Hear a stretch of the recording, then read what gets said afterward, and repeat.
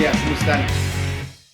Nuevamente aquí para continuar nuestro estudio acerca del libro de Apocalipsis y descubrir los secretos que Dios nos ha revelado ya por medio de su Espíritu Santo, y nada más es entrar en ello para traer una claridad más de lo que estamos viviendo, de lo que va a venir. Pero sobre todo yo creo que podemos entender que es el Espíritu Santo preparándonos a través de la palabra que ha estado escrita de tiempo y que se ha estado cumpliendo. Creo que una de las cosas más poderosas que podemos ver y entender es el cumplimiento de su palabra. Él no falla, Él no retarda su promesa. Dios sigue fiel a su palabra, sigue fiel a su agenda, y es Dios mostrándonos cosas extraordinarias y poderosas.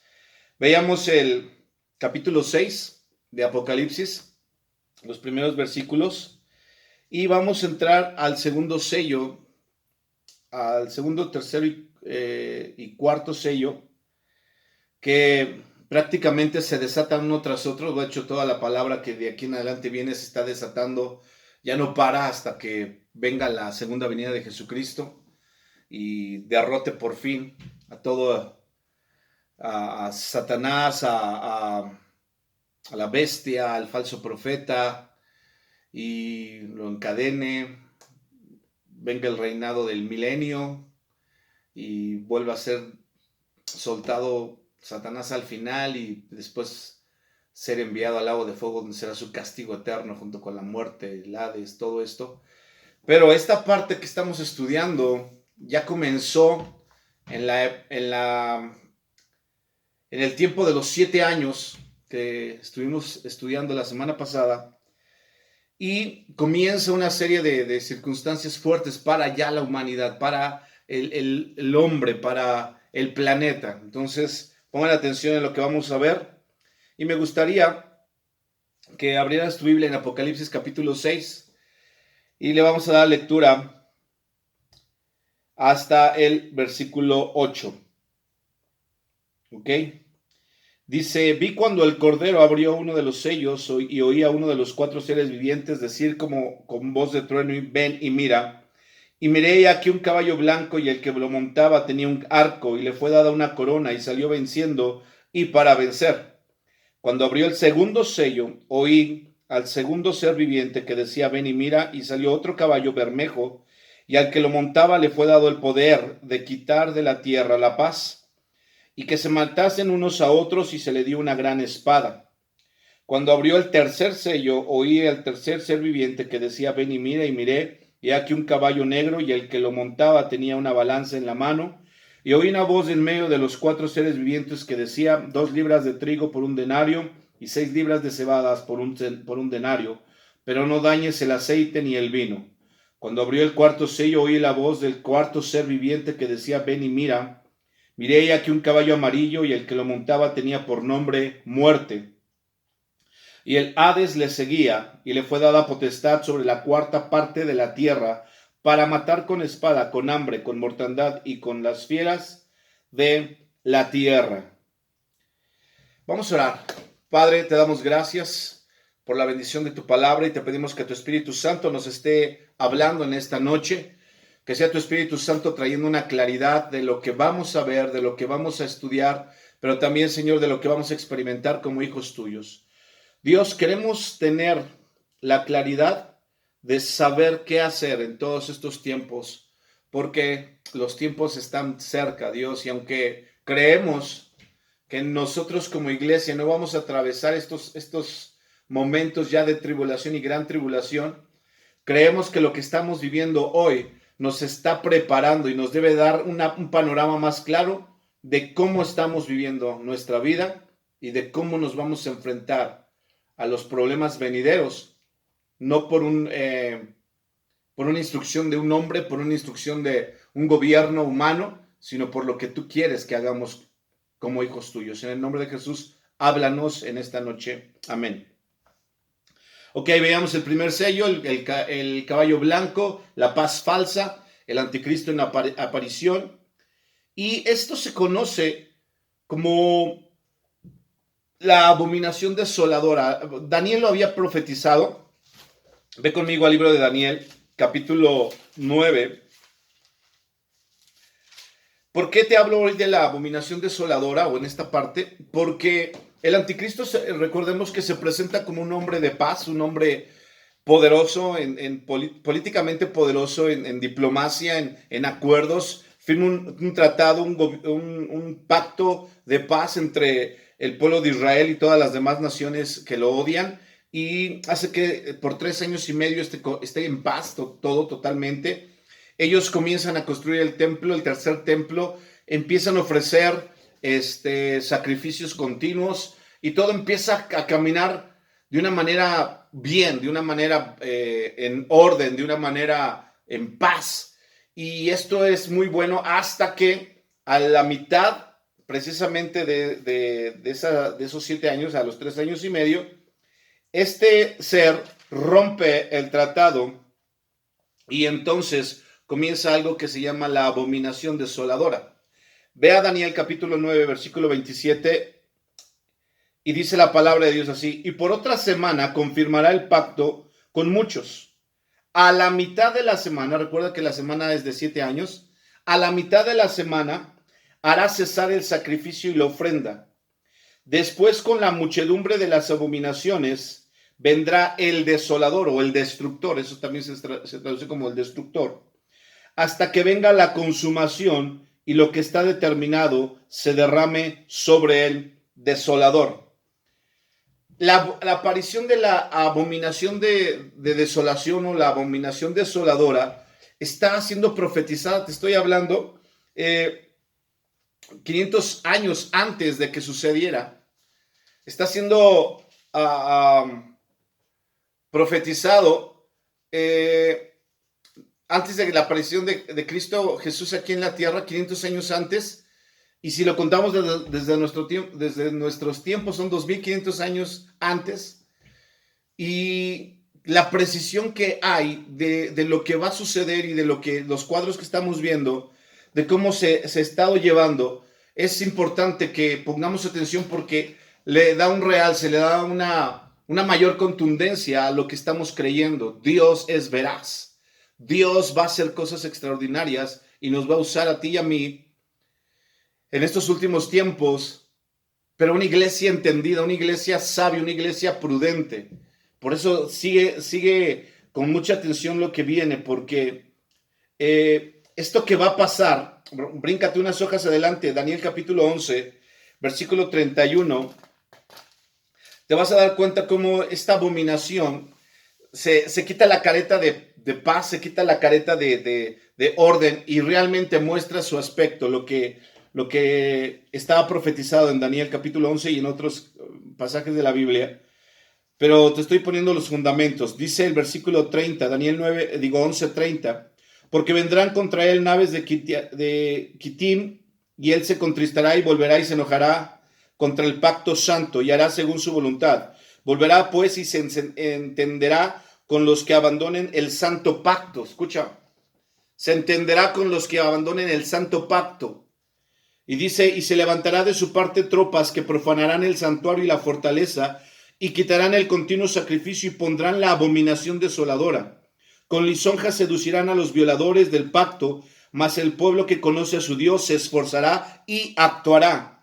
Y los sabios del pueblo instruirán a muchos, y por algunos días caerán a espada y a fuego, en cautividad y despojo. Y en su caída serán ayudados de pequeño socorro, y muchos se juntarán a ellos con lisonjas o con mentiras.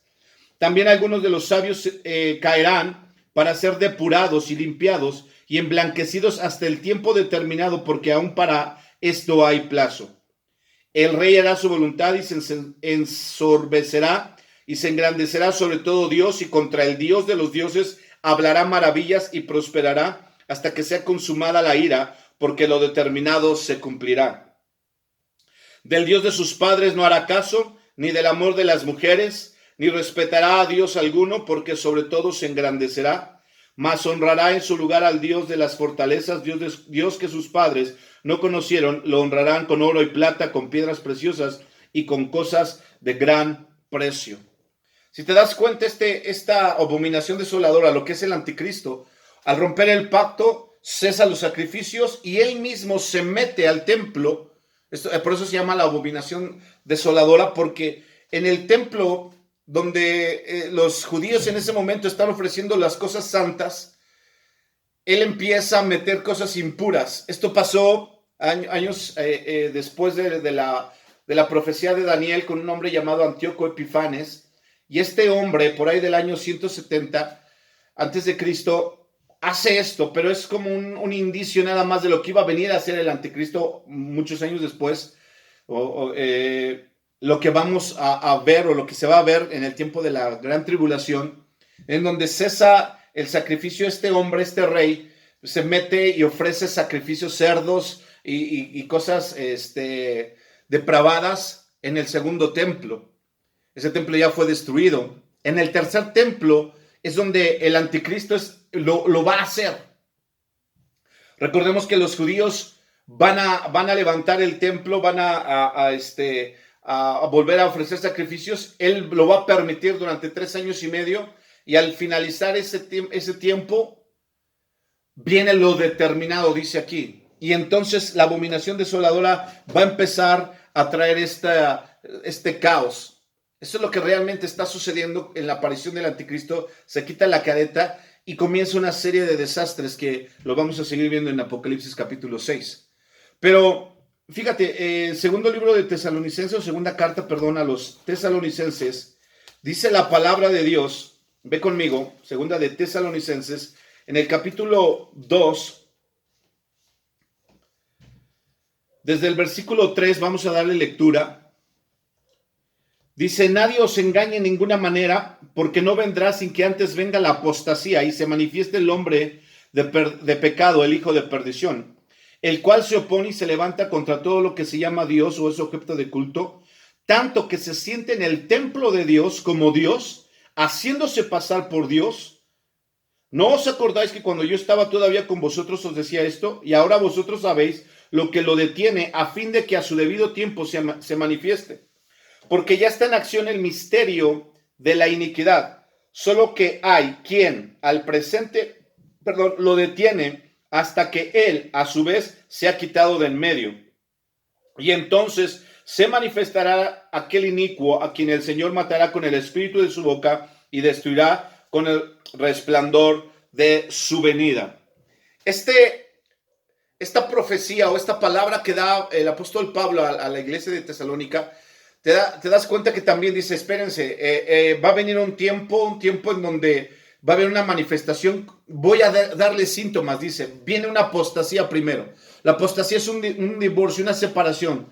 La creación, el hombre, la apostasía surge de los hijos de Dios. La apostasía surge de aquellos que conocieron a Dios y que después se separaron. ¿Qué cosas pueden provocar que se separen? Alguien que ha firmado un pacto, alguien que ha trabado una alianza con Dios. Puede ser un enojo, puede ser un enfriamiento espiritual, puede ser la vanidad de este mundo, las tentaciones. Son tantas cosas que provocan que alguien que conoció a Dios termine separándose. Y eso se le llama apostasía. Y dice el apóstol Pablo en esta carta, dice: nadie os engañe de ninguna manera, que no vendrá dice: nadie os engañe de ninguna manera, porque no vendrá sin que antes venga la apostasía y se manifieste el hombre de pecado, el hijo de perdición, el cual se opone y se levanta contra todo lo que se llama Dios o es objeto de culto, tanto que se sienta en el templo de Dios como Dios, haciéndose pasar por Dios. Quiere decir que va a venir una manifestación de este ser y se le va a permitir. Si te diste cuenta, Apocalipsis lo menciona, si te diste cuenta, Daniel lo profetiza también. Es un hombre que no tiene temor de Dios, es un hombre, dice aquí, que incluso no tiene respeto por el Dios de sus padres. Muchos piensan que puede surgir del pueblo judío. Otro término que ocupa aquí, que dice que del amor de las mujeres no hará caso. Muchos piensan también que puede ser alguien que tenga una desviación sexual y que esta parte lo tenga sin cuidado del amor de las mujeres. Tampoco dice que ame a los hombres, pero son posturas que se tienen y que se sacan a conclusión por lo que se lee. Pero lo que sí es que todo lo que es depravado, todo lo que es pecaminoso, todo lo que es perverso, este hombre lo practica. No lo da a conocer al inicio, pero se manifiesta después. Y cuando se manifiesta, es como una bomba que explota y que empieza a contaminar todo. Los que tenían fe, los que tenían en ese momento un asombro, una apreciación por este ser que causó una paz tremenda, se vuelven en shock porque dicen, ¿cómo es que cambió tan radical? Bueno, era su plan inicial, estaba profetizado así. Se le menciona, como dice el versículo 7, porque ya está en acción el misterio de la iniquidad. ¿Sabes? El misterio de la iniquidad es la maldad encarnada en el anticristo. El misterio de la iniquidad es la maldad encarnada. Quiere decir el anticristo. Si tú vas conmigo a Génesis capítulo 3, desde el inicio, cuando el hombre cae, Dios suelta una palabra profética hasta que se está cumpliendo y se va a cumplir hasta el final. Cuando nosotros leemos, dice Génesis 3, 14, dice, Jehová Dios dijo a la serpiente, por cuanto esto hiciste, maldita serás entre todas las bestias y entre todos los animales del campo, sobre tu pecho andarás y polvo comerás todos los días de tu vida. Y pondré enemistad entre ti y la mujer, y entre tu simiente y la simiente suya. Esta te herirá en la cabeza y tú le herirás en el calcañar. Esta palabra profética habla de dos simientes, la simiente de la mujer, la simiente de Eva, y la simiente de la serpiente. La simiente de la mujer vino a encarnarse en Jesucristo.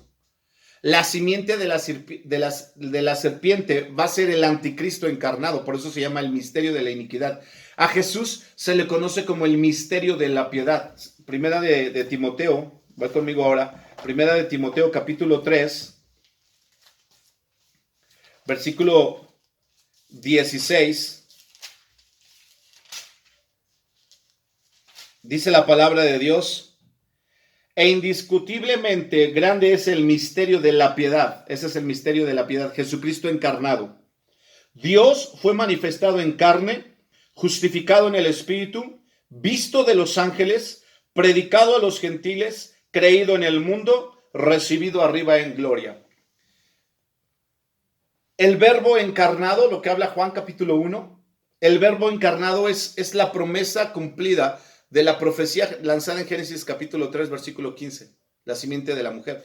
Está en espera la simiente de la serpiente, que es el misterio de la iniquidad, lo que es el pecado encarnado en el anticristo. Por eso es que va a causar grandes estragos, por eso es que va a causar cosas perversas, entre ellas que se va a sentar en el templo de Dios creyéndose Dios, haciéndose pasar por Dios.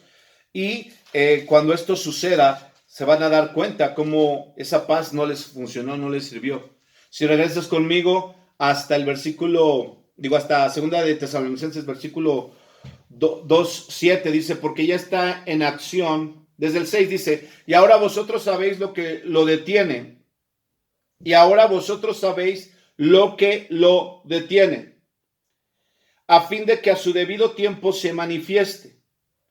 Porque ya está en acción el misterio de la iniquidad, solo que hay quien al presente lo detiene, hasta que él, el que lo detiene, a su vez se ha quitado de en medio, y entonces se manifestará aquel inicuo, a quien el Señor matará con el espíritu de su boca y destruirá con el resplandor de su venida. Ahora, dice que ya está en acción, ya está a punto de manifestarse, ya está hecho, y hay algo que lo detiene en este momento. Dice el 6, y ahora vosotros sabéis lo que lo detiene, a fin de que a su debido tiempo se manifieste. Hay algo que lo detiene, dice el 7, porque ya está en acción el misterio de la iniquidad, solo que hay quien, está hablando de una persona, que al presente lo detiene hasta que él, de este hombre, de este personaje, a su vez se ha quitado del medio. ¿Sabes?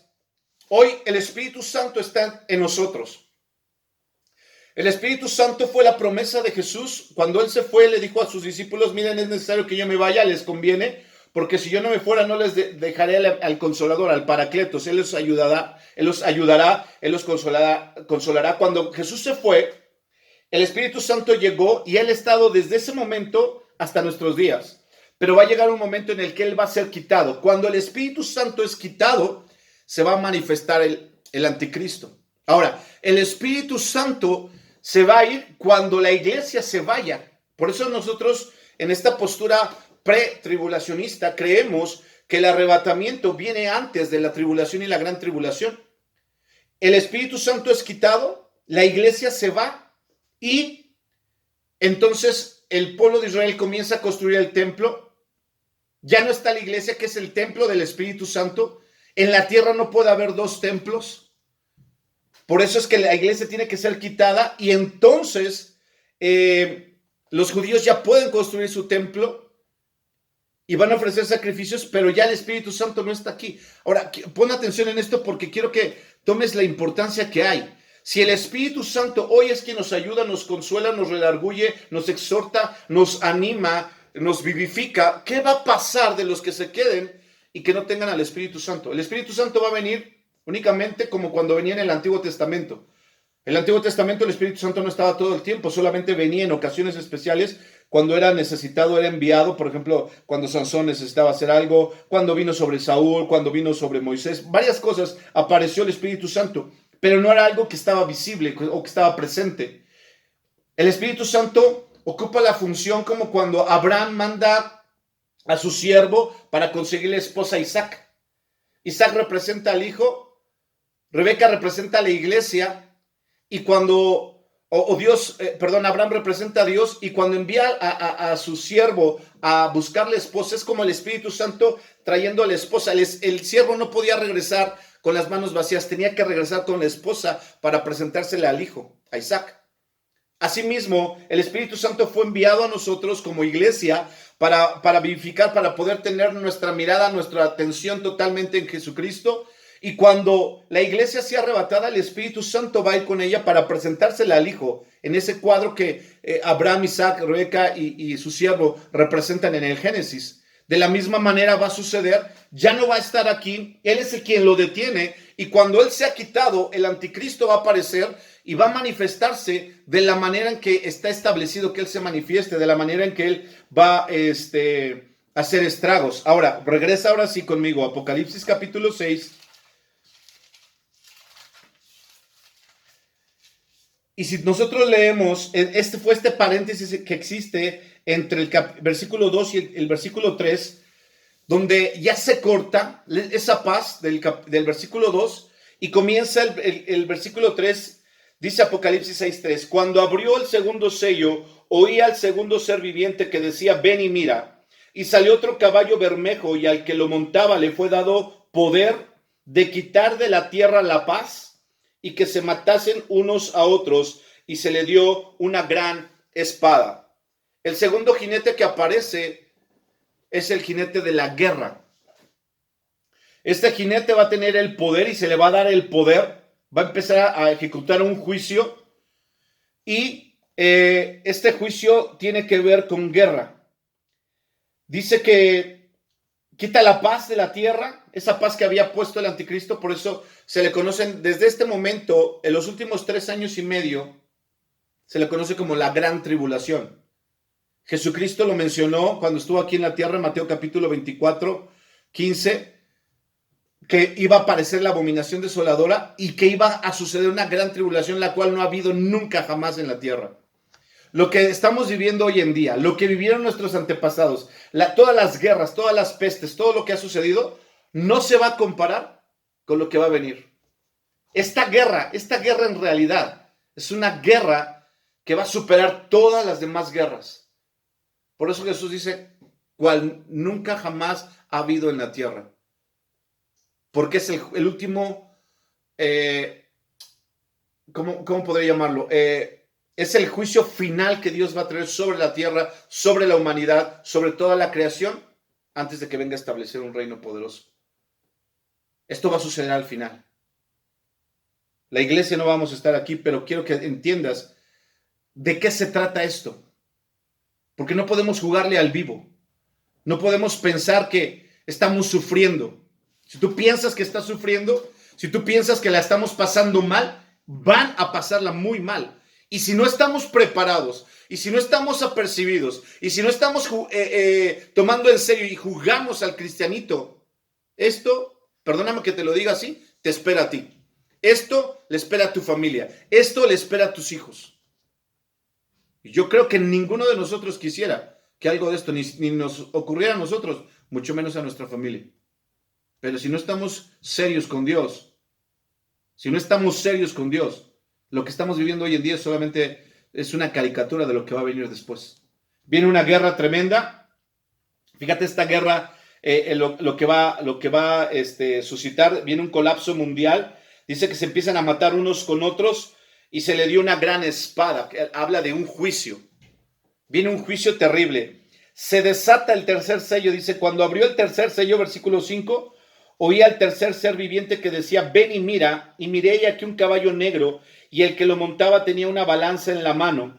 Y oí una voz de en medio de los 4 seres vivientes que decía, 2 libras de trigo por un denario, y 6 libras de cebada por un denario, pero no dañes el aceite ni el vino. Viene el tercer jinete que se llama hambre. Este jinete trae una balanza en su mano y comienza a declarar a gran voz, dice 2 libras de trigo por un denario. ¿Sabes qué era un denario? Un denario es un salario mínimo, el sueldo de un día. El sueldo de un día, dice 2 libras de trigo por un denario y 6 libras de cebada por un denario. La NTV dice un pan de trigo o 3 panes de cebada costará el salario de un día.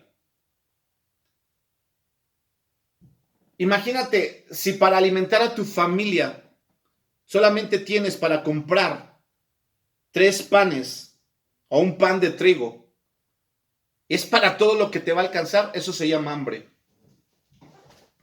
Hoy en día nosotros tenemos la oportunidad de tener leche, pan, tal vez una vez a la semana o 2, no sé, en los hogares comemos carne, pollo, pescado, cereal, fruta.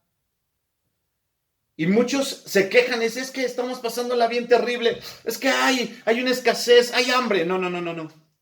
Tú no conoces el hambre. No conoces el hambre. Viene un tiempo en donde esto va a ser una realidad, en donde la gente se va a esforzar por trabajar tanto y para lo único que le va a alcanzar es para mal comer él y su familia. Eso va a ser un hambre. Lo que hoy pasa, por ejemplo, en Venezuela o algunos países, por ejemplo, en el África, donde traen un hambre, una hambruna terrible, esto lo va a superar. Y Dios lo soltó y lo va a permitir.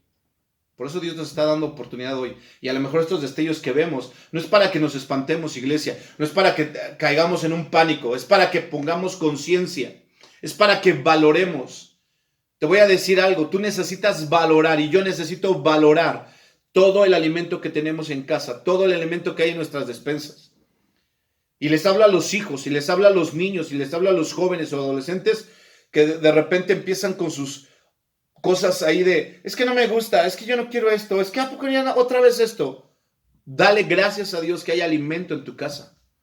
Si nosotros oramos por los alimentos y los bendecimos y le decimos, Señor, bendice los alimentos, Dios, multiplícalos. Cuando yo suelto esa oración al orar por los alimentos y bendecirlos, ese alimento es bendecido, es bendito. Por lo tanto, yo necesito tener la claridad y el entendimiento de que me lo tengo que acabar y lo tengo que saborear, lo tengo que disfrutar y le tengo que dar gracias a Dios porque Él ha bendecido lo que hoy hay en la mesa.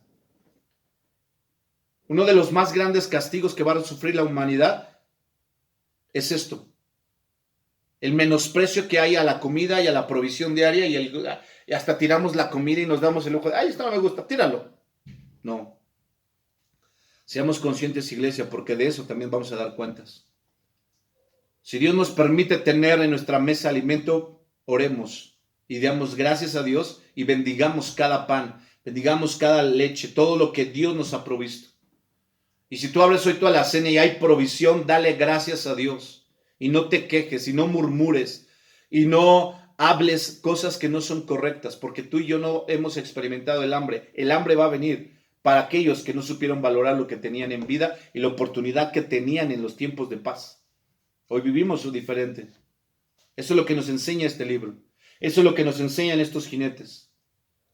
Fíjate una cosa, dice, pero, fíjate cómo hay hasta límites. No creas que estos salen y hacen lo que quieran. Les pone un límite Dios porque hay un plan aquí, dice, pero no dañes el aceite ni el vino. El aceite y el vino era la comida común de los ricos. Quiere decir que después de que se rompe esta paz falsa, se desata una guerra. La guerra es uno de los negocios más grandes que existe sobre la tierra. De hecho, se cree, y hoy está en día comprobado, que si hay alguna nación que está en crisis, se une en un grupo de líderes mundiales y provocan una guerra para que, no entiendo mucho yo de estas finanzas o cómo es que lo logran, pero lo logran, se desestabilice la moneda de X o Y país o a nivel mundial y entonces puede haber una ganancia para ellos y la guerra produce un dinero impresionante.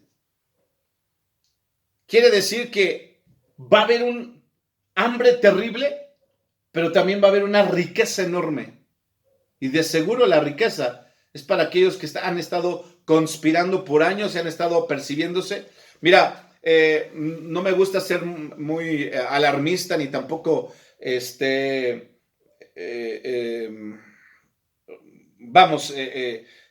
como que, wow, esto está pasando y no. Pero sí existen grupos terribles como los Illuminatis, como los masones, gente que tiene un orden, un gobierno del orden mundial que apuestan el gobierno a nivel mundial de naciones enteras y viven en una disciplina y viven en unos principios tales que lo logran y lo han logrado. Y es vergonzoso para nosotros, y te lo hablo como pastor, es vergonzoso para nosotros que siendo hijos de Dios y teniendo la autoridad del Dios supremo, del soberano Señor, nosotros no tengamos ni la disciplina ni la prudencia para gobernar, para administrar, para llevar una mayordomía correcta. ¿Sabes desde dónde comienza? Desde nuestra casa. Por eso te hago un hincapié. Si nosotros hoy en día no valoramos lo que tenemos, no esperemos que Dios nos recompense el día de mañana. No es tiempo, escúchame, no es tiempo de malgastar, no es tiempo de despilfarrar. Pero tampoco es tiempo de temer y que esto es un caos, no. Pero es un tiempo de darle gracias a Dios por todo lo que hay. Si tú tienes trabajo, dale gracias a Dios. Si tú tienes un sueldo, dale gracias a Dios. Si tú tienes oportunidad de comer todos los días, dale gracias a Dios. Pero también ten un entendimiento de qué es lo que Dios nos está enseñando y hacia dónde nos va a llevar. Los ricos no van a ser tocados, no van a ser afectados, van a ser apercibidos, van a estar muy bien en lo que cabe, pero para ellos Dios tiene un plan diferente. Y dice el versículo 7, cuando abrió el cuarto sello, oí la voz del cuarto ser viviente que decía, ven y mira. Miré aquí un caballo amarillo y el que lo montaba tenía por nombre Muerte. Y el Hades le seguía y le fue dada potestad. Fíjate cómo aparece otra vez. Y le fue dada potestad sobre la cuarta parte de la tierra para matar con espada, con hambre, con mortandad y con las fieras de la tierra. El cuarto jinete que vemos aquí es un jinete llamado Muerte. Ya hubo hambre, ya hubo guerra y viene la muerte. Y la muerte viene atrás, dice que la viene siguiendo el Hades, lo que se conoce como el lugar de muertos. Y se le dio la potestad sobre la cuarta parte de la tierra. ¿Qué quiere decir eso? Mira, vamos a ponerlo en números. Si hoy en día casi somos 8,000 millones de habitantes en toda la tierra, 8,000 millones, quiere decir, si viniera el Señor Jesús en estos tiempos y comenzara esta mortandad, quiere decir que 2,000 millones de personas morirían en estos tiempos, por hambre, por pestes, con mortandad, dice, 2,000 millones. Ahorita no sé cuántas cifras ha alcanzado el virus el COVID, y hay una alarma enorme y todo el rollo, pero no ha alcanzado ni siquiera el 10% de lo que va a pasar aquí. 2,000 millones van a perecer. Dios está en serio con nosotros, iglesia. Dios está en serio con nosotros y nos está advirtiendo. Viene una serie de mortandad. Aquí los únicos que van a poder morir, la iglesia, recordemos, ya no está. Va a haber un tiempo, va a haber un momento en el que Dios va a traer un tiempo de arrepentimiento, en donde los que se quedaron y fueron salvos, pero vivieron sus vidas tibias, vacías, van a querer clamar, van a querer buscar a Dios, pero ya no va a ser con la misma ayuda, porque el Espíritu Santo ya no va a estar. ¿Te acuerdas de lo que te leía en 2 de Tesalonicenses? Ya no va a estar. Hoy en día tenemos la bendita gracia de tener al Espíritu Santo aquí al lado, en nosotros, sobre nosotros, dice la palabra, guiándonos, animándonos, diciendo, hey, haz esto, hey, esto otro, eso estuvo mal, y muchas veces ignoramos su voz.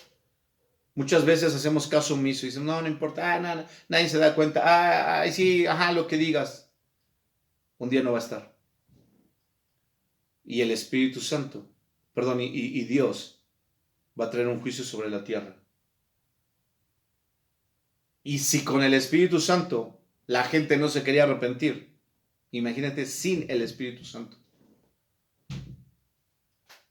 Va a haber un terror tal de escuchar guerras, de ver que tus hijos ya no comen, que en las familias ya no alcanza.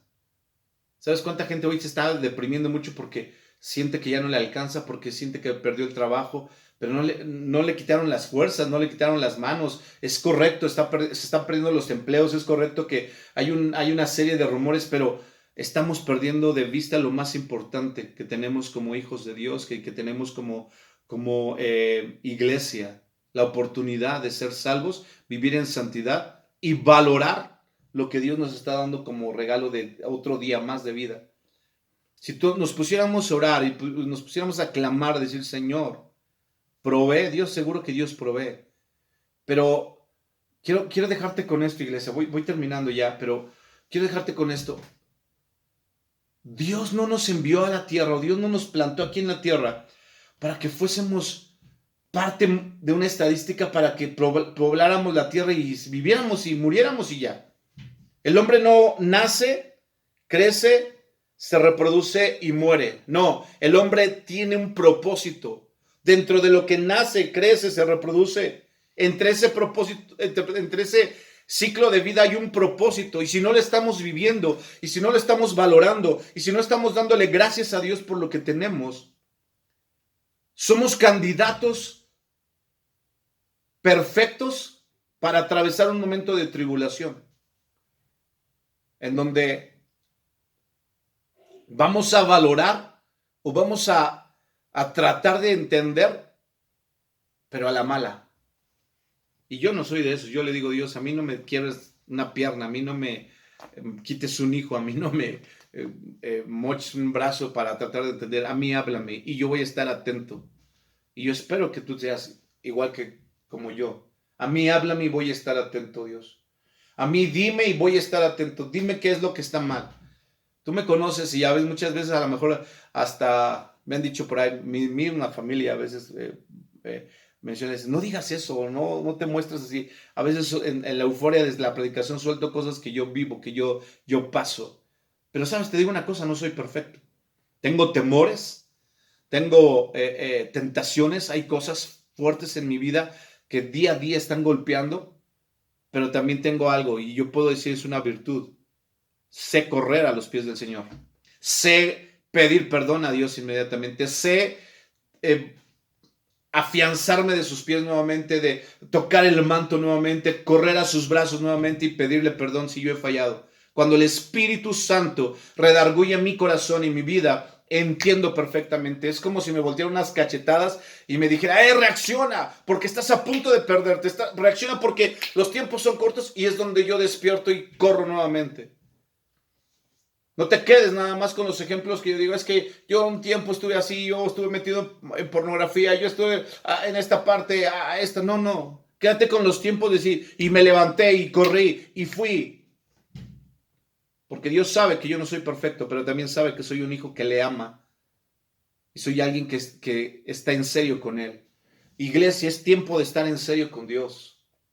Es tiempo de correr. Si el Espíritu Santo nos ha estado hablando en estos días, si el Espíritu Santo nos ha estado hablando en estos meses de encierro, y no hemos hecho caso a la voz de Dios, y no hemos hecho caso y no hemos arreglado asuntos, y no ha despertado una pasión por la oración, por la lectura de la palabra, por la intimidad en adoración, no te preocupes.